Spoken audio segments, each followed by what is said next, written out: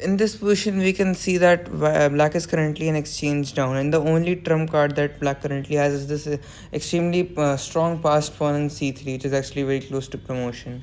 We can see that white has just played as rook to h5, and is obviously potentially threatening to capture the knight on d5, then duplicating d3, and this one win this pawn on c3 very easily. So now if we just start to calculate moves, you can see that any sort of knight move just does not work for black. It's just too slow. White can potentially just play king d1, bring the king to c1, and this pawn will just never be able to promote because of this rook on h5 interfering in between. So now we can quickly see that c2 also does not work because simply of just king to d2, and white just wins the game and wins the pawn on c4 and wins the game.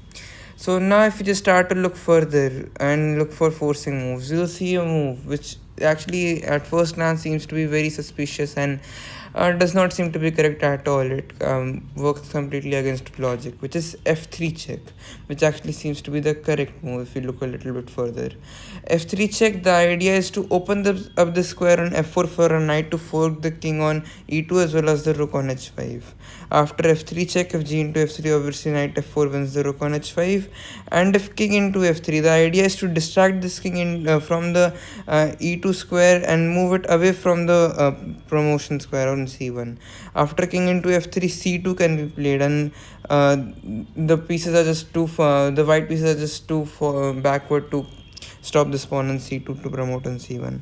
So okay, f3 check. If something like king d1 is played to stop this, where this we can just capture into f2 and we complete g2, we can be completely winning.